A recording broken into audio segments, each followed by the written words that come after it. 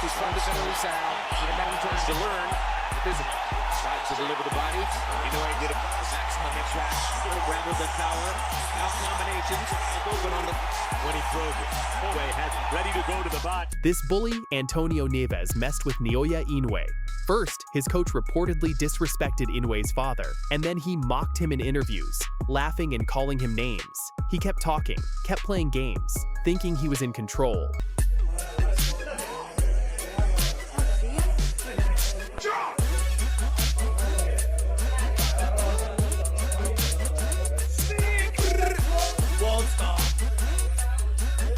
Antonio Nieves drops a massive bombshell to Naoya Inoue. He said, "The first fight we knew that we were going to win. Obviously you guys know what happened, but this fight we've prepared much better. We've had way better sparring that simulates the same style as Russell.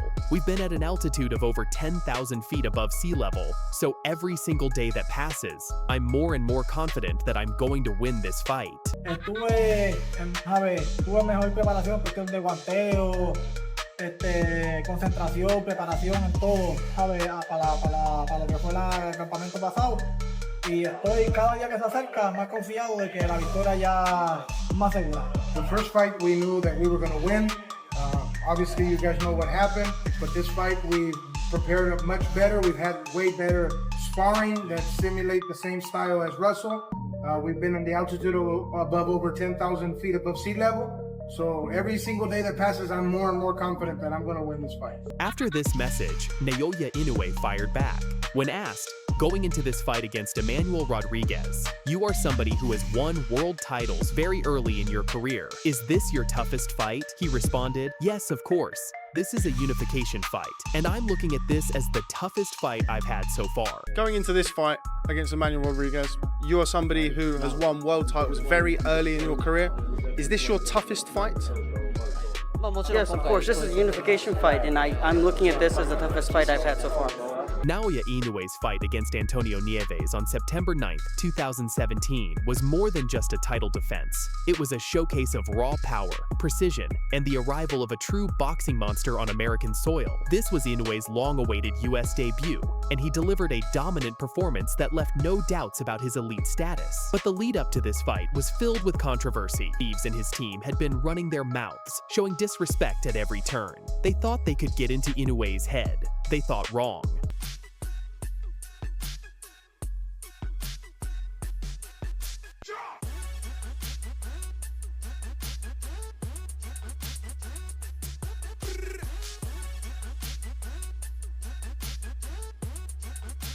The trash talk started weeks before the fight. Antonio Nieves, confident and cocky, believed he had the perfect game plan to defeat the Japanese champion. In interviews, he mocked Inoue, laughing and calling him names, dismissing his power and questioning his credentials. His coach reportedly crossed the line when he disrespected Inoue's father, who is also his lifelong trainer. This wasn't just about boxing anymore. This was about family honor.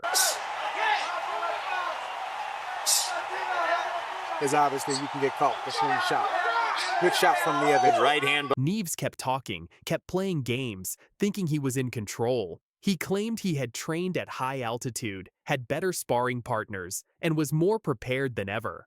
The confidence was sky high. The bravado was endless, but Naoya Inoue remained calm, ice-cold, deadly focused. When asked about the fight, Inoue didn't engage in the war of words. He simply acknowledged it would be tough and moved on. No drama, no excuses, just quiet, lethal preparation. Made a punch and punching with him to land his own shot. In an amateur fight, so he has had one knockdown scored against him, although he says wasn't because of the punch. So small, you go, boy, he hits like a lightweight, and that's a compliment. The monster was about to teach Antonio Nieves a brutal lesson. From the very first round, Inoue took control of the ring. His footwork was sharp, his timing was perfect, and his punches carried that trademark power that had already earned him the nickname, the Monster, back in Japan. This was Inoue's American TV debut, and people wanted to see what they'd heard so much about. They weren't disappointed. Just a little bit. Left hand to the body. Placement rather than power. Now combinations. than any other top fighter in the world and lands the second most per round of any top fighter in the world, exceeded only by Inoue didn't rush. He broke Nieves down systematically, using his jab to set up crushing body shots that landed with deadly precision. His focus on the midsection was relentless, and it became clear early on that this fight was only going one way. The commentators noticed it immediately. You land beneath the waist, the will goes away. Inoue knew he had wounded prey in front of him, so he continued to throw that left hook to the body. And it was damaging, devastating, demoralizing. And already we've seen one thing that some fighters wait a long time to learn. He has a reputation as a great jab. And he followed up with a leaping right hand upstairs. Well, it's not a good idea to punch with a guy unless he's punching wide, and at times... Nieves tried to fight back, but he was outclassed in every department. Speed, power, technique, ring IQ. Inoue was superior across the board. The trash talk had stopped. Now it was time to face the monster. As the rounds progressed, the punishment intensified. Inoue was putting on a clinic, landing clean combinations and showing complete dominance in every exchange. His punches echoed through the arena, and fans could sense the end was near. The sixth round saw more of the same. Inoue pressed forward, landing at will, breaking down Nieves piece by piece. The body shots were accumulating. The damage was becoming too much. They taught him well. He's fundamentally sound, and that power he has behind him. Throws it. The power is obvious. Inoue has never been knocked down technically ringside. These guys are so Regardless small. of what his opponent tries to do. I think he bothered Nieves with that hard right hand. Warning clap and thought it was the bell. That saved Nieves right there. Between rounds, Nieves' corner made the call. They had seen enough. Their fighter had taken too much punishment, and continuing would have only risked serious injury. Another left to the body to finish the round, and Nieves' trainer Joseph Del Guardio had a decision to make, and he made the decision to stop the fight. The referee waved it off. Naoya Inoue had won by 6th round technical knockout. The bully who had talked so much trash, who had disrespected Inoue and his father, who had laughed and mocked and played games, he couldn't answer the bell for the 7th round. Not surprisingly, has Naoya Inoue winning the first 2 rounds. Always use kind of classic technical defense. You think that'll be a problem? His opponents previous to this night. He has an Ike Corte-like jab, very piston-like. The result was a stunning statement from Inoue. Not only did he successfully defend his title on American soil, but he also proved that his reputation was earned in the ring, not just through hype. This wasn't just a victory. This was a message sent to the entire boxing world. Disrespect Naoya Inoue at your own peril.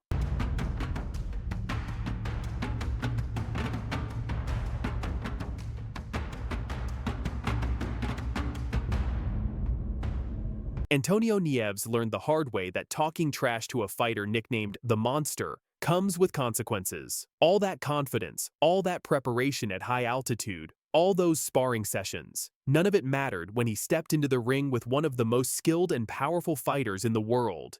Inoue's performance that night showcased everything that makes him special: technical brilliance, devastating power, ice-cold composure, and the ability to systematically dismantle opponents who dare to challenge him.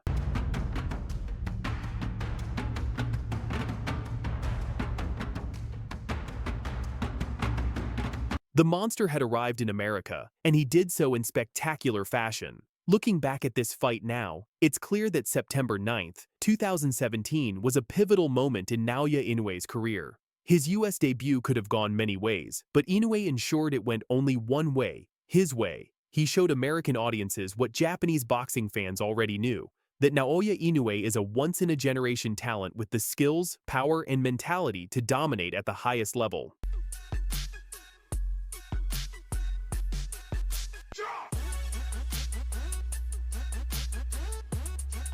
Antonio Nieves came into the fight with confidence and bravado. He left with a painful lesson about respect, humility, and the dangers of underestimating a true champion. The disrespect before the fight made the victory even sweeter. Inoue had silenced the trash talk with his fists, proving that actions speak louder than words. This is what happens when you mess with the Monster. Stop it now. Do you need to see your guy unable to? And there's another one. Against Oscar De La Hoya, Arturo Gatti against Leonard Dorin. How many times have you seen it? You land that left body and it'll be wide open. That's what he did. He threw the right to the body, and Nieves looked at him like, wait a minute, you're allowed to do that left hook to the... We've just seen why Naoya Inoue is known as the monster, with his insane power and unrelenting knockout ability. His speed, precision, and deadly accuracy make him one of the most feared fighters in boxing today. Antonio Nieves learned the hard way that you don't disrespect Naoya Inoue or his family. The trash talk ended with a 6th-round stoppage and a lesson that will last a lifetime. If you enjoyed this breakdown, make sure to like, share, and subscribe for more thrilling boxing content. Stay tuned for more action, and we'll see you in the next video. Tom Aspinall did interviews recently saying that his eye is not better. He was a little bit disappointed with some comments you made. Have you spoke to Tom? Do you know anything about that? And what's your reaction to what he said? I have not. Yeah, I mean, I get it. I don't remember exactly what I said. What did I say? That is, just said you think that I think his eyes are okay. This situation between Dana White and Tom Aspinall is getting heated, and Dana White has finally fired back at Tom Aspinall's criticism with a massive bombshell statement. The heavyweight champion called out the UFC president for his dismissive behavior after the UFC 321 eye poke disaster, and Dana is not backing down.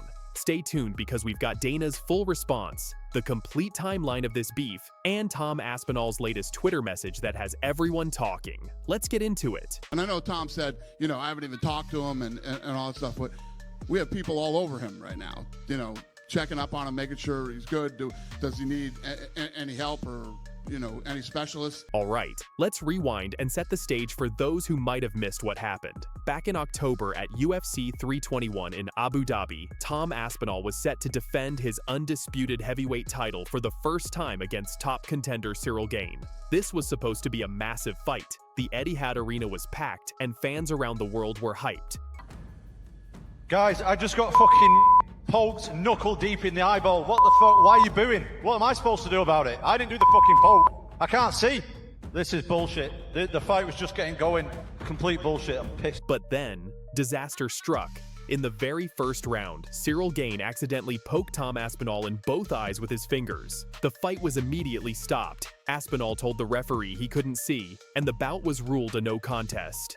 Just like that, the main event was over before it even began.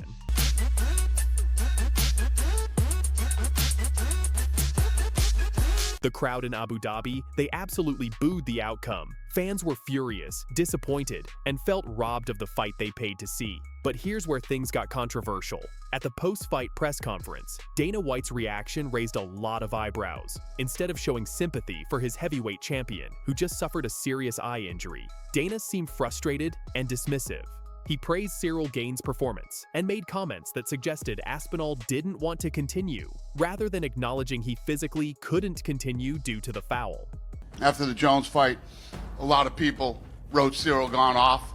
He looked damn good tonight. Would you like to just rebook these guys as soon as Tom is able to get back in there? Yeah, total pain in the ass, but yes, as soon as possible. It's unfortunate that it ended the way that it did, and yes, I think that there probably will be a lot more interest in the rematch after they saw, you know, he had Tom bloodied up, and you know, Tom didn't want to continue in the fight, so the rematch is very interesting. That's where this whole controversy started, and it's been snowballing ever since. Fast forward to this week, Tom Aspinall appeared on the Ariel Helwani show, and he did not hold back. The British heavyweight champion opened up about how disappointed he was with Dana White's behavior following UFC 321. Slightly disappointing because he was already giving updates on my health and he had no idea what had gone on. So disappointing, mate. Disappointing. Aspinall revealed some pretty shocking details. First, he said Dana initially gave incorrect information about his eye injury, claiming he had no damage and that his eyes were fine. But the reality? Aspinall has been diagnosed with a rare condition called bilateral Brown syndrome in both eyes. He's suffering from persistent double vision, reduced eye movement, significant visual field loss, and may even need surgery. Doctors haven't given him a timeline for when he can return to training, and there's talk he might not fight at all in 2026. But what really hurt Tom was Dana's insinuation that he quit. Aspinall fired back saying, and I quote, "I didn't continue, and I'll tell you why I didn't continue, because I'm not a fucking dummy. I'm not going to go out there and fight one of the best strikers in the world if I can't see. If it's a legal move, we have to fight through it. But when it's a foul, why am I going to put my health at risk when I cannot see at all?" Well, listen, I didn't continue. I'll tell you why I didn't continue. Because because I'm not a dummy. Like, I'm not going to go out there and fight one of the best strikers in the world if I can't see. If it's a little illegal move, we have to fight through it. That's what we do as fighters. But when it's a foul, why am I going to put my health at risk when I can't see at all? Now here's where things get spicy. After UFC 323 in Las Vegas this past Saturday, Dana White faced the media and was asked directly about Tom Aspinall's criticism. And folks, Dana came out swinging with his defense. Dana started by admitting he doesn't remember exactly what he said back at UFC 321, asking reporters, "What did I say? That I think his eyes are okay?" But then he doubled down on his position with this bombshell statement. "I know Tom said I haven't even talked to him and all this stuff, but we have people all over him right now, checking up on him, making sure he's good. Does he need any help or any specialists?" Obviously, and I know Tom said, you know, I haven't even talked to him and all that stuff, but we have people all over him right now, you know, checking up on him, making sure he's good. Does he need any help or, you know, any specialists? So Dana basically confirmed Tom's point about not speaking to him directly, but tried to justify it by saying the UFC has staff handling it. Then came the key part of his defense. "I'm no doctor. I'm just saying what I've heard. It wasn't said in a way to be detrimental. I said I think Tom's eyes are good. He's going to take some time, heal and come back. That's all I said. I wasn't saying anything negative towards him. I think things can be taken out of context, or he didn't see what I said because I don't even remember what the fuck I said." I'm no doctor. I'm just saying what I've heard. And that was in no way, you know, it wasn't said in a way that they're like, "Oh, what do you think?" I said, "I think he's fine." Or it wasn't like that. I said, "I think Tom's eyes are good. He's going to take some time, heal, come back to," you know, that's all I said. I wasn't saying anything negative toward him. You know, and I think that things can be taken out of context, or he didn't see what I said, because I don't even remember what the fuck I said. And here's the bombshell quote that's making headlines. "Never once did I say anything negative about him or in a derogatory way." Never once did I say anything negative about him or, you know, in a derogatory way. Dana went on to say he's sure Tom is upset and fired up, but that he'll get better and they'll get him back in the octagon. It's classic Dana White, acknowledging the situation but refusing to admit any real wrongdoing. Now you know Tom Aspinall wasn't going to let Dana's comments slide without a response. Shortly after Dana's press conference, Tom took to Twitter with a message that has the MMA community going wild. The tweet has already racked up thousands of likes and retweets, with fans divided. Some are praising Tom for standing his ground and demanding respect as the champion. Others think he's being too sensitive and should just focus on recovery. But one thing's for sure, this beef between the UFC president and the heavyweight king is far from over. Never once did I say anything negative about him or, you know, in a derogatory way. You know, I'm sure he's upset and fired up, and, you know, he'll get better and we'll get him back in there. Yes, sir. Right.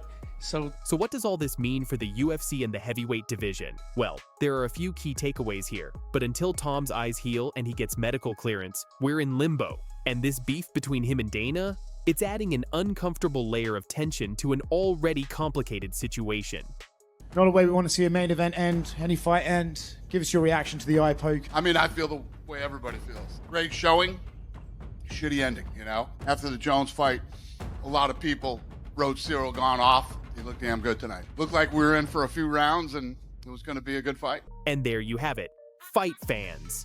Dana White has fired back at Tom Aspinall with his bombshell statement claiming he never said anything negative, while Tom continues to stand his ground on Twitter and demand the respect he deserves as champion.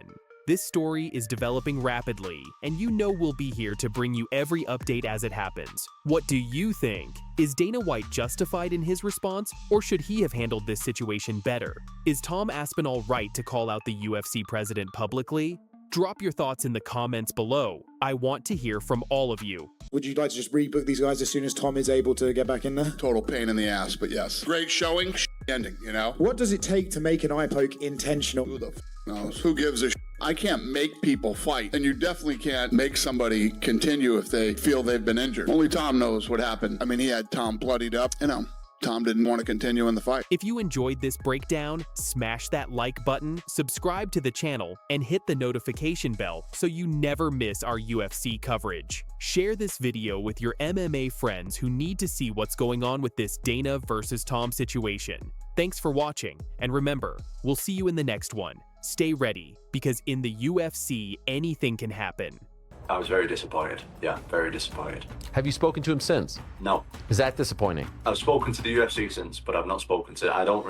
Me and Dana don't really speak like that anyway, so... Ever? No, ever. Is that surprising? Not really. I mean, no, it's not. I mean, I've never really... I've said hello here and there, but I don't really have a relationship with Dana. You're the heavyweight champion of the world. You're a huge star. You've taken fights on short notice. You've been backup fighter, the face of the UK fight scene. It surprises me that you have no kind of relationship with him. I don't really know what to say. That's the way it is. Has he sent you a text or DM in the aftermath? Hope you're feeling better. No, nothing like that. Nothing like that. He actually, he started giving updates that there was nothing wrong with my eye when that isn't the case. So I've done a lot for the UFC, so yeah, disappointing. Like I said, I don't really have a relationship with Dana anyway. Do you feel like they've taken care of you, the organization?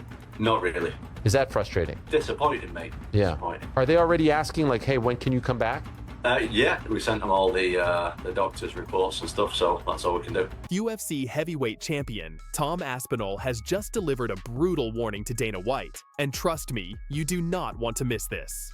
The British champion is breaking his silence, and he's holding absolutely nothing back about his treatment following the controversial UFC 309 incident. What are they saying right now in terms of what the recovery time will be, what you're facing, when you could be back to 100%? So obviously I want to get back as soon as possible. That's the plan, but I'm also aware that with eyes you got to be careful. They don't really know when I'm going to be back at the moment. I'm still like not even cleared to train or do anything. They're talking about doing surgery on both eyes. They're talking about injection. I have to get an injection in the eyeball soon. Jeez. So I'm not looking forward to that. So yeah, I don't really know at this point. I don't know. All right, let's get straight into it. Tom Aspinall, the reigning UFC heavyweight champion, has just dropped a bombshell that has the entire combat sports world buzzing. In his first major interview since the disastrous UFC 321 incident with Cyril Gane, Aspinall revealed something absolutely shocking. He has no relationship with Dana White. Zero. Zilch. Nothing. Now, let me paint this picture for you. We're talking about the UFC heavyweight champion, one of the most exciting fighters in the organization, a guy who's taken short notice fights, served as a backup fighter, and represented the UK fight scene on the biggest stage. And he's telling us that the UFC president hasn't even sent him a text message to check on his health after a serious eye injury.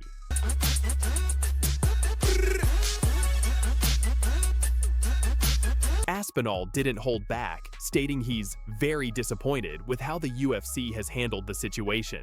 He revealed that Dana White gave updates about his condition to the media without even speaking to him first. Think about that.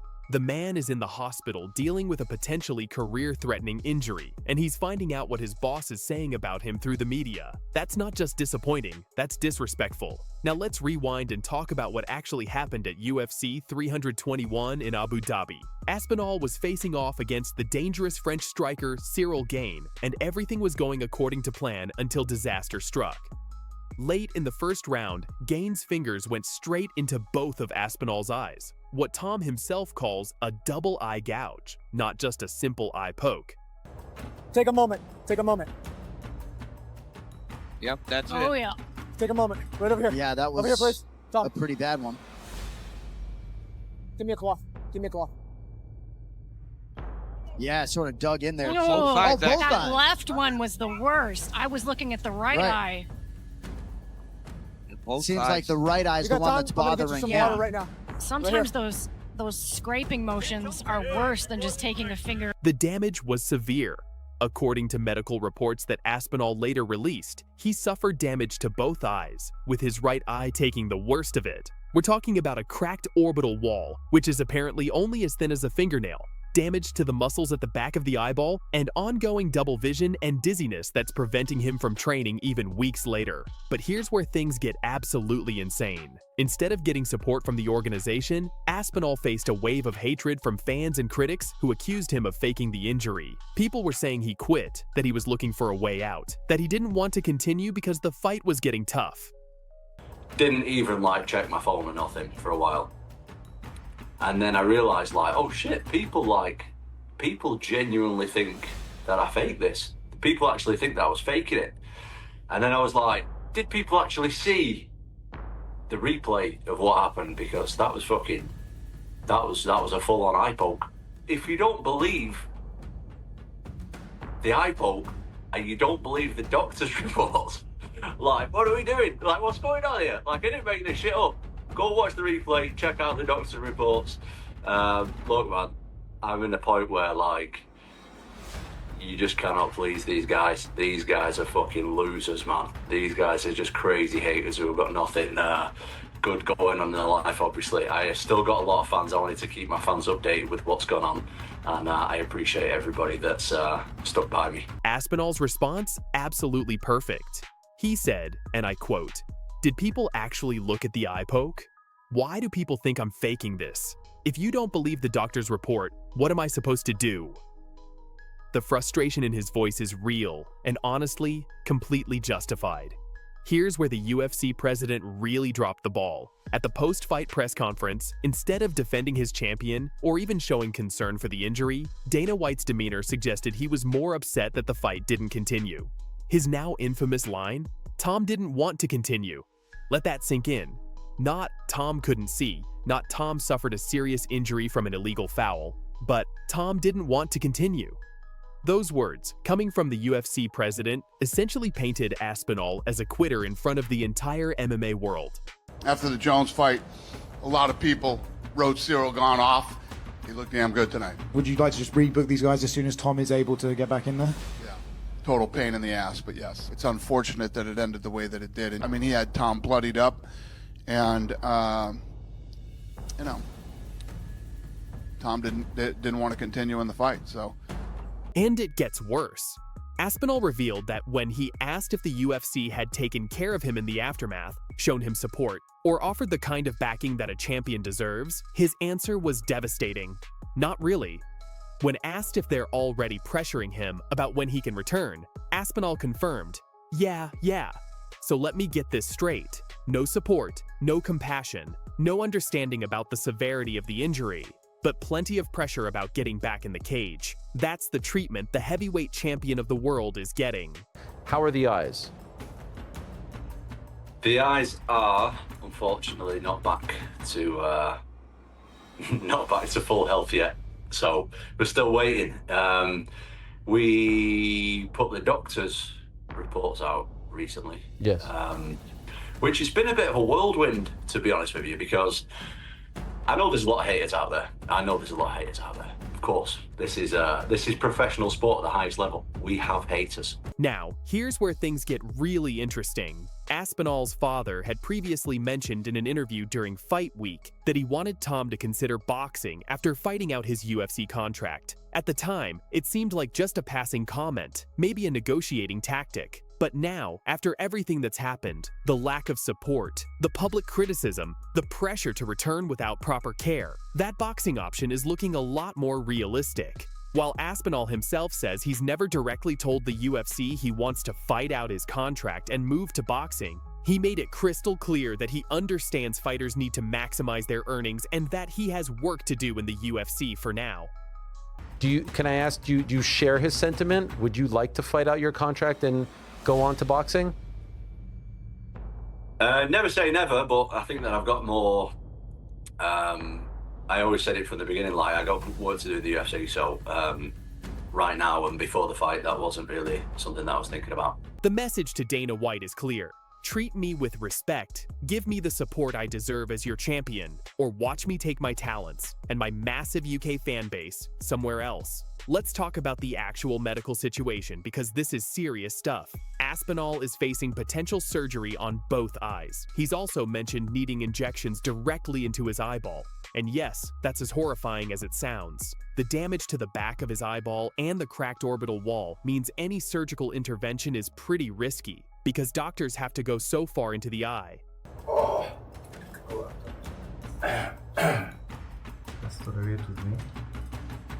Yeah, it just puts everything into perspective. Like, when we're going in, I can't see. Well, it's a dangerous sport, man. You were saying it's scarier than what you did to your leg. Yeah, way scarier than what I did to my knee. Because You know that the knee's just going to be all right, whereas your eye, still don't know how it's going to be. And here's the thing that makes this even more frustrating. Aspinall has fought through injuries before. He mentioned fighting Andrei Arlovsky with compromised vision from a legal punch, adopting a completely different stance just to see his opponent properly. But that was from a legal strike. This was from an illegal foul that damaged both eyes. As Aspinall himself put it, if you get punched, kicked, kneed, elbowed in the eye, you've got to fight through it. But if you get double eye gouged illegally and you can't see anything, why have I got to put my UFC heavyweight title on the line just to get knocked out in front of everybody? If you get punched, kicked, kneed, elbow in the eye, you got to fight through it. I did fight through it against Andrei Arlovsky, as we just spoke about.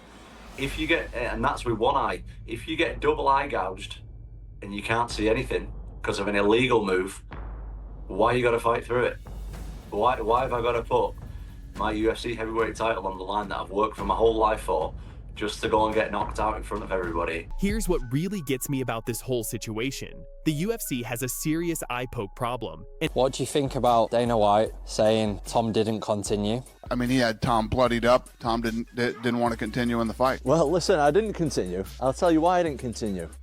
Because I'm not a dummy. Like, I'm not going to go out there and fight one of the best strikers in the world if I can't see. That's fine. If you get punched or kicked in the eye, that's fine. If you get double eye poked in both eyes and you've got no vision because of a foul, why should I carry on so some dummy can look and say, oh yeah, Tom just got knocked out? I ain't going to fight if I can't see anything because of a foul. If it's a little illegal move, we have to fight through it. That's what we do as fighters. So you're not too happy then on what the president of the organisation is saying? Well, what do you think? If you were sidelined from doing your job for like 15 months, not allowed to do anything, you train your off for 6 months for a fight, then to get double eye pokes, be left with no vision for nearly 6 weeks. How do you think I feel? Not feeling fantastic, am I? Hunter Campbell, who I deal with personally, he's just said if they can help out in any way with doctors and stuff like that, that's what they'll do. So you're not too happy then on what the president of the organisation is saying towards it? Well, what do you think?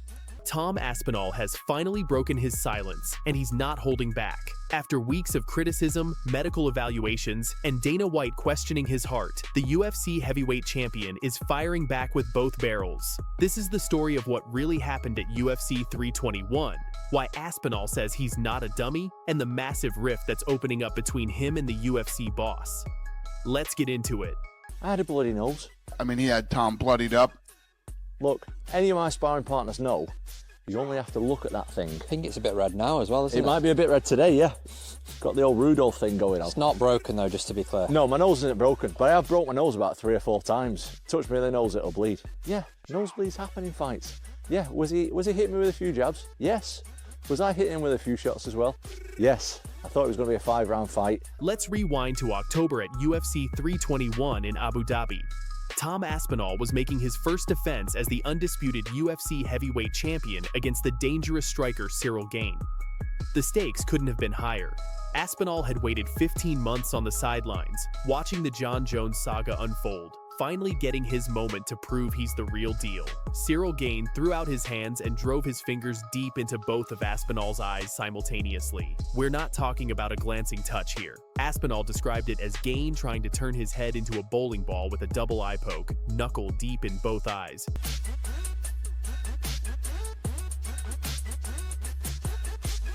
Now here's where things get spicy. At the post-fight press conference, Dana White didn't exactly rush to Aspinall's defense. In fact, he did quite the opposite. Dana told the media, "I can't make people fight, and you definitely can't make somebody continue if they feel they've been injured."